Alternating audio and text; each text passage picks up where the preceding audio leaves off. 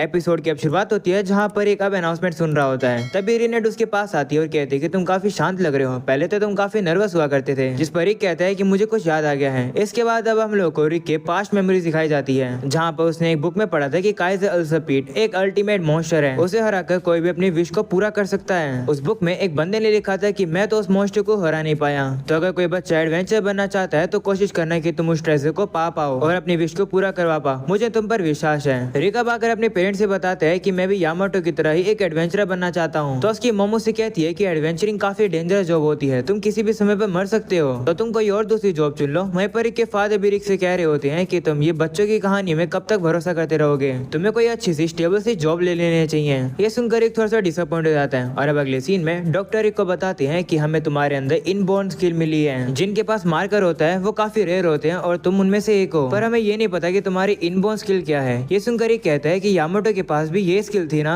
तो डॉक्टर कहते हैं हाँ। ये सुनकर रिक कहते हैं क्या मेरे पास वैसी कमाल की पावर है। तभी डॉक्टर से कहते हैं कि तुम अपनी पावर को ट्रेनिंग के साथ नहीं पा सकते हो, तुम्हें बस वेट करना होगा, वो पावर तुम्हारे पास अपने आप ही आ जाएगी। ये सुनकर रिक काफी ज्यादा खुश हो जाता है। वो अब घर जा रहा होता है और कहता है कि मेरे पास यामाटो जैसी इनबॉर्न स्किल है, जैसे मेरी स्किल पता चल जाएगी मेरे पेरेंट्स काफी ज्यादा प्राउड होंगे, मैं एक एडवेंचरर बनने वाला हूँ। और अब अगले सीन में वो स्कूल में आता है जहाँ पर उसके दोस्त भी उससे पूछते हैं कि क्या तुम्हारी स्किल तुम्हें मिल गई, जिस पर रिक कहते हैं नहीं अभी तो नहीं आई। और अब इसी के साथ हम लोग देखते हैं कि एक साल बीत जाता है पर रिक की स्किल अभी भी नहीं पता चलती है। वो काफी ज्यादा कोशिश भी करता है पर उसकी स्किल उसे मिल नहीं रही होती है। काफी साल अब बीत जाते हैं जहाँ पर रिक का दोस्त अब उसे बताने लगता है कि ऐसे भी काफी रेयर केसेस होते हैं जहाँ पर लोगों को मारकर मिलने के बाद भी उनकी स्किल मैनिफेस्ट नहीं होती है। तो फिलहाल के लिए तुम एडवेंचरर क्यों नहीं बन जाते हो, क्योंकि ऐसे भी एडवेंचरर्स हैं जिनके पास स्किल नहीं होती है। तो अब रिक कह रहा होता है कि बात एडवेंचरर बनने की नहीं है। इसके बाद हम लोग देखते हैं कि और थोड़ा समय बीत जाता है जहाँ पर रिक को गिल्ड में रिसेप्शनिस्ट के तौर पर हायर किया गया है। ये जानकर उसके पेरेंट्स काफी ज्यादा खुश होते हैं क्योंकि रिक को एक रिस्पेक्टफुल और स्टेबल जॉब मिल गई है। इसके बाद रिक अब रिसेप्शनिस्ट बन जाता है और उसे वहाँ पर काफी सारे काम करने पड़ते हैं। साथ में वहाँ वो काफी सारे एडवेंचर से भी मिलता है, वहाँ पर वो ट्रेनिंग भी करता है पर उसकी स्किल अभी भी बाहर नहीं आ रही होती है। इसी तरीके से समय बीतता रहता है जहाँ पर रिक अब एलिसा से भी मिलता है। वहीं पर काफी समय बीत जाता है, रिक की स्किल अभी भी बाहर नहीं आ रही होती है, तो रिक अब अपने सपनों पर गिव अप कर चुका है। अगले सीन में हम लोग देखते हैं कि एलिसा एक एडवेंचर को उसका रिवॉर्ड देने में थोड़ी सी कंफ्यूज हो रही होती है, तो रिक वहाँ पर आकर उस एडवेंचर को उसका रिवॉर्ड दे देता है और अब वो एलिसा की मदद करता है। इस चीज के लिए एलिसा उसका शुक्रिया करती है। वहीं पर रिक अब उसे बताता है कि हाल फिलहाल में मॉन्स्टर्स टाउन में देखे गए हैं, तो उससे रिलेटेड क्वेस्ट काफी जल्द अनाउंस हो सकती है। वो जितने मॉन्स्टर्स हैं वो लो लेवल के मॉन्स्टर्स हैं, तो शायद से ये कोई डी रैंक की क्वेस्ट होगी। ये सुनकर एलिसा कहती है ठीक है, तो फिर मैं जाकर चीजों को हैंडल करती हूँ। तभी हम लोग देखते हैं कि वहाँ पर अब एक एडवेंचरर आ जाता है जिसका नाम होता है जेड। वो अब आकर रिक को एक बी रैंक का मेडल दिखाता है, जो देखकर रिक काफी हैरान हो जाता है क्योंकि जेड का प्रमोशन हो गया है। अगले सीन में हम लोग देखते हैं रिक को जो कि अब घर वापस जा रहा होता है, जहाँ पर वो काफी ज्यादा दुखी होता है कि जेड का तो प्रमोशन हो गया पर वो तो अभी भी वहीं पर ही अटका हुआ है। वो गिल्ड पर कम से कम 14 ईयर से लगा हुआ है। रिक अब कह रहा होता है कि मेरी जॉब और इनकम काफी ज्यादा स्टेबल है, तो मुझे और ज्यादा कंप्लेन करने की जरूरत नहीं है, पर फिर भी काश मैं एडवेंचरर बन पाता। तभी बचाने से हम लोग देखते हैं कि वहाँ पर लोगों की चिल्लाने की आवाज आती है। रिक अब वहाँ पर जाता है और अब उसे पता चलता है कि शहर में तो मॉन्स्टर्स आ चुके हैं और वो भी मिड लेवल के मॉन्स्टर्स, जो देखकर रिक हैरान हो जाता है कि आखिर ऐसे लेवल के मॉन्स्टर यहाँ पर क्या कर रहे हैं। तभी बचाने से रिक के सामने से एक लड़की जा रही होती है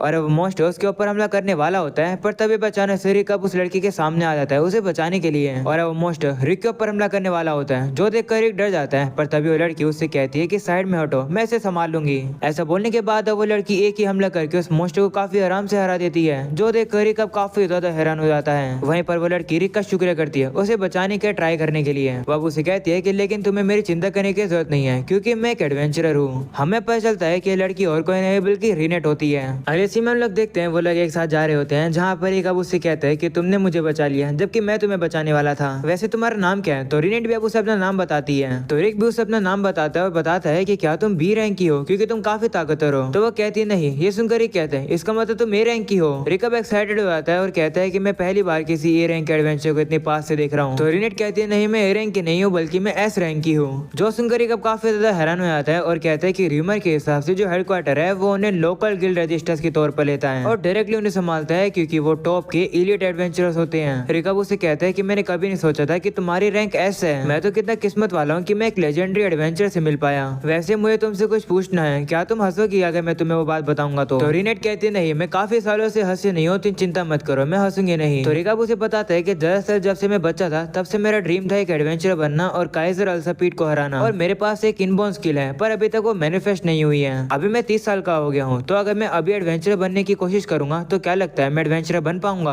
तो रिनेट अब कहती है कि थोड़े समय पहले मैंने तुम्हारी हिम्मत देखी, एक हिम्मत ही एडवेंचर के लिए जरूरी होती है। पर अगर तुम गिल्ड में काम करते हो तो तुम्हें मैजिकल रिजर्व के बारे में पता ही होगा कि मैजिक रिजर्व सिर्फ यंग एज में ही डेवलप होता है, बाद में उसका डेवलप होना इम्पॉसिबल है, उसके बिना इम्पॉसिबल है। तो अगर मैं सच से बताऊं तो तुम्हारा एडवेंचर बनना इम्पॉसिबल है। ये सुनकर रिक काफी ज्यादा टूट जाता है, पर वो कोई भी रिएक्शन नहीं देता है, वो तो हंसने ही लगता है और वो कहते हैं हाँ अच्छा लगा ये सुनकर, मुझे अब अपने ड्रीम पर गिव अप कर देना चाहिए। ये सुनकर रिनेट कहती है मुझे माफ कर दो। तो रिक कहते हैं कि इसमें तुम्हारी गलती नहीं है, शुक्रिया मुझे सच्चाई बताने के लिए। वैसे भी मेरा आज काफी अच्छा दिन था, मैं आप जैसी एक खूबसूरत लड़की से मिला, क्या मेरे साथ डेट पर चलोगी? रुको मैं मजाक कर रहा हूँ। तभी रिनेट उससे कहती है हाँ चलूंगी, कल मैं फ्री हूँ, ठीक रहेगा? ये सुनकर रिक भी काफी ज्यादा शौक हो जाता है कि आखिर उसने हाँ कैसे कर दिया। और अब अगले दिन हम लोग देखते हैं कि रिक का मूड आज काफी ज्यादा अच्छा है क्योंकि आज वो डेट पर जाने वाला है। रिक आज काम में भी काफी ज्यादा एक्साइटेड रहता है। इसके बाद अब रात हो जाती है जहाँ पर अब वो रिनेट से मिलने के लिए जा ही रहा होता है, पर तभी अचानक से लोग कहने लगते हैं मॉन्स्टर आ गए। ये सुनकर एक दुखी हो जाता है और कहता है कि ऐसा हमेशा हर बार क्यों होता है। वो अब कहने लगता है कि इस तरीके से मॉन्स्टर का दिखना बिल्कुल भी नॉर्मल नहीं है। इसके बाद वो मॉन्स्टर्स को ढूंढने के लिए जाता है और अब वो देखता है कि रिनेट ने तो वहाँ पर काफी सारे मॉन्स्टर्स को पहले से ही मार दिया है, जो देखकर एक कहता है कि लगता है मुझे कोई चिंता करने की जरूरत ही नहीं है। तभी हम लोग देखते हैं कि वहाँ पर अब और भी काफी सारे मॉन्स्टर्स आने लगते हैं, जो देखकर रिनेट रिक से कहती है कि इन्हें तुम मुझ पर छोड़ दो। तो रिक भी मान जाता है क्योंकि वो वैसे भी रिनेट को स्लो डाउन करेगा, इसलिए वो अब थोड़ा सा पीछे हट जाता है जहाँ पर रिनेट अब अपनी पावर का यूज करके उनसे मॉन्स्टर्स को काफी ज्यादा आराम से मार रही होती है, जो देखकर रिक हैरान हो जाता है और कहते हैं तो ये है रैंक, ये तो काफी कमाल की है। हम लोग अब देखते हैं कि इसी तरीके से रिनेट वहाँ पर जितने मॉन्स्टर्स होते हैं उन्हें वो खत्म कर देती है। तभी अब अचानक से रिनेट को अपनी पास्ट की मेमोरी याद आती है जहाँ पर सब कुछ जल रहा था। उससे अब अपनी मेमोरी में एक ड्रैगन दिखता है। तभी अब अचानक से वो काफी ज्यादा जोर से चिल्लाने लगती है क्योंकि आसपास वो किसी मॉन्स्टर को सेंस कर लेती है। ये देखकर रिक को भी समझ नहीं आता है कि आखिर क्या हुआ। वो उसे जाकर देखता है और पूछता है कि क्या हुआ। वहीं अब रिनेट कह रही होती है ये मैजिकल एनर्जी तो उसकी है। वहीं अब रिक भी वहाँ पर आ जाता है और अब उन लोगों के ऊपर एक मॉन्स्टर हमला करने वाला होता है, पर तभी वहाँ पर जेड आ जाता है जो कि इन लोगों को बचा लेता है। इसी तरीके से हम लोग देखते हैं कि वहाँ पर और भी एडवेंचर्स आ जाते हैं जो कि रिक को पहले से ही जानते हैं। वो सभी लोग अब एक साथ मिलकर वहाँ पर जितने मॉन्स्टर्स होते हैं उन लोगों को वो खत्म कर देते हैं। उन सभी लोग की ताकत देखकर रिक कह रहा होता है तो ऐसे लड़ते हैं एडवेंचरर्स, मैं काफी जेलस फील कर रहा हूँ। तभी अब अचानक से रिनेट अब उसे कहने लगती है कि यहाँ पर खतरा है। तो रिक कहते हैं कि चिंता मत करो, यहाँ पर ये सारे एडवेंचर्स आ गए हैं, ये सारे एडवेंचर्स बी रैंक के हैं। तो रिनेट कहती नहीं, फिर भी ये लोग काफी नहीं है क्योंकि आसपास एक ड्रैगन है, उसकी वजह से मेरी बॉडी के अंदर एक ट्रोमेटिक रिएक्शन होता है। जब भी मैं किसी भी ड्रैगन के मैजिक को सेंस करती हूँ मेरी बॉडी के अंदर जो भी मैजिक है उसका मैं कंट्रोल खो देती हूँ। तो रिक कहते हैं लेकिन ड्रैगन तो यहाँ पर कहीं दिखना ही नहीं चाहिए। तभी हम लोग देखते हैं कि वहाँ पर तो सही में एक ड्रैगन उड़कर आ जाता है, जो देखकर जेड हैरान हो जाता है और कहते हैं जितने समय से हम लोग जो मॉन्स्टर हरा रहे हैं वो सारे मॉन्स्टर इस ड्रैगन से डर कर भाग रहे थे और आखिर ये ड्रैगन यहाँ क्या कर रहा है। कहा जाता है कि अगर ए रैंक से कोई भी कम वाले पर्सन को ड्रैगन मिलता है तो वहाँ से भाग जाना चाहिए। वहीं पर अब एक एडवेंचर डर जाता है जिसकी वजह से वो अब अपनी गलती से मैजिक को शूट कर देता है सीधा उस ड्रैगन के ऊपर, जिस वजह से वो ड्रैगन अब उन लोगों के ऊपर हमला करता है और अब उन सभी लोगों को गिरा देता है। इसकी वजह से उन लोगों को पता चल जाता है कि वो लोग इस ड्रैगन को नहीं हरा सकते। इसकी वजह से अब वो लोग वहाँ से भागने लगते हैं, पर तभी वो ड्रैगन वहाँ पर एक बैरियर लगाया था जिसकी वजह से वो लोग वहाँ से बाहर नहीं जा पा रहे होते हैं। और अब वो ड्रैगन भी अब उन लोगों के पास आ जाता है। वो लोग उस बैरियर को काफी तोड़ने की कोशिश कर रहे होते हैं पर वो बैरियर नहीं टूट रहा होता है। ये देखकर अब उन लोगों को लगने लगता है कि वो लोग मर जाएंगे, पर तभी उन लोग के सामने रिक आ जाता है, जो देखकर जेड उससे कहते हैं कि तुम क्या ही कर लोगे, तुम तो बस एक रिसेप्शनिस्ट हो। तो रिक कहता है कि वैसे भी हम सभी लोग मरने वाले हैं, तो मैं सोच रहा हूँ कि अगर मैं इसके सामने खड़ा हूँ तो शायद से मैं एक एडवेंचर के तौर पर मर जाऊंगा। रिक अब अपने मन में कह रहा होता है कि मुझे पता है कि मैं इस ड्रैगन से बिल्कुल भी नहीं जीत सकता हूँ। जब मैंने अपने ड्रीम पर गिव अप कर दिया था तो मुझे काफी ज्यादा बेहतर फील हुआ था, ऐसा मुझे लगा था, पर मैं गलत था। मुझे काफी गुस्सा आ रहा था, मैं हमेशा से एडवेंचर बनना चाहता था, यही मेरा ड्रीम है। रिक अब एक पत्थर को उठाकर सीधा उस ड्रैगन के ऊपर मार देता है, पर इससे ड्रैगन को कुछ भी नहीं होता है। ये देखकर वहाँ पर जितने भी एडवेंचर है वो भी अब जोश में आ जाते हैं और अब वो सभी लोग मिलकर एक साथ उस ड्रैगन के ऊपर हमला करने लगते हैं। पर अब हम लोग देखते हैं कि वो ड्रैगन काफी ज्यादा पावरफुल है। वो सभी लोग मिलकर उस ड्रैगन का कुछ भी नहीं बिगाड़ पा रहे होते हैं। वो ड्रैगन को गुस्सा आता है और अब उन लोग के ऊपर फायर का हमला कर देता है। जेड जल्दी से अब आयरन बॉडी का यूज करके सभी की बॉडी को आयरन का बना देता है, पर फिर भी उस ड्रैगन का हमला काफी ज्यादा ताकतवर होता है। सभी लोग अब काफी ज्यादा घायल हो जाते हैं। वहीं पर अब रिनेट भी नहीं लड़ पा रही होती है। वो कह रही होती है कि काश मैं इस ड्रैगन को हरा पाती, तो ये सभी लोग नहीं मरते।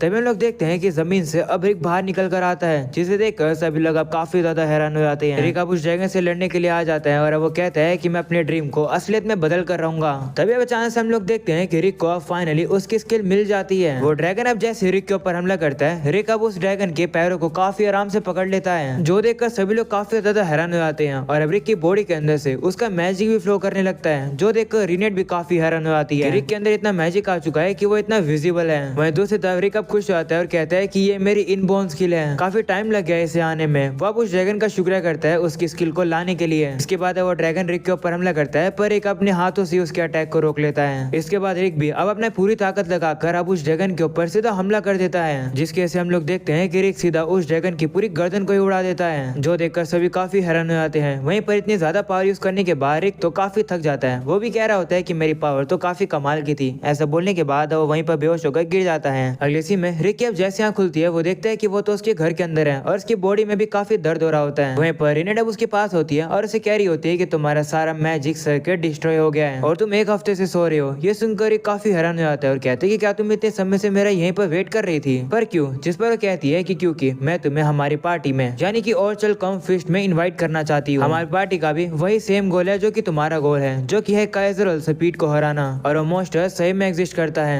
मैंने देखा कि तुम काफी हिम्मत से लड़ते हो और तुम कभी भी गिव अप नहीं करते हो। अगर तुम ऐसे करते रहोगे तो तुम काफी ज्यादा और ताकतवर हो जाओगे, वो भी हमारे साथ मिलकर। तुम हमारे साथ मिलकर काइजर अल-सपीड से लड़ पाओगे। मैं तुम्हें गारंटी देती हूँ कि तुम एक एडवेंचरर बन सकते हो। ये सुनकर रिक कहता है कि ऐसा पहली बार हुआ है किसी ने मुझसे ये बात कही है। रिक अब अपने बचपन के सपने को भी याद करता है और अब वो रोने लगता है और कहता है कि क्या मुझ जैसा पर्सन एक एडवेंचरर सही में बन सकता है, भले मेरी एज इतनी ज्यादा हो चुकी हो। वो अब ऐसा बोलकर रोने लगता है तो रिनेट अब उसे कहती है हाँ तुम एडवेंचरर बन सकते हो। इसके बाद सीन प्रेजेंट का आता है जहाँ पर हम लोग देखते हैं कि अनाउंसमेंट में रिक का नाम आ जाता है। अगले सीन में हम लोग देखते हैं रिनेट अब रिक को कांग्रेचुलेशन करती है एक फुल क्वालिफाइड एडवेंचरर बनने के लिए। तो रिक उसे कहते हैं हाँ तुम सभी लोग की वजह से मैं एडवेंचरर बन पाया हूँ। रिक अब आसमान में देखकर खुद से ही कहते हैं शुक्रिया कभी गिव अप ना करने के लिए। मैं अब एक एडवेंचरर बनूंगा और अब मैं एक एडवेंचरर बन भी चुका हूँ। और अब यहीं पर हो जाता है ये एपिसोड खत्म। पसंद नया हो तो लाइक कर देना, चैनल पर न्यू हो तो सब्सक्राइब कर देना। मिलते हैं अगले एपिसोड के अंदर, तब तक के लिए बाय बाय।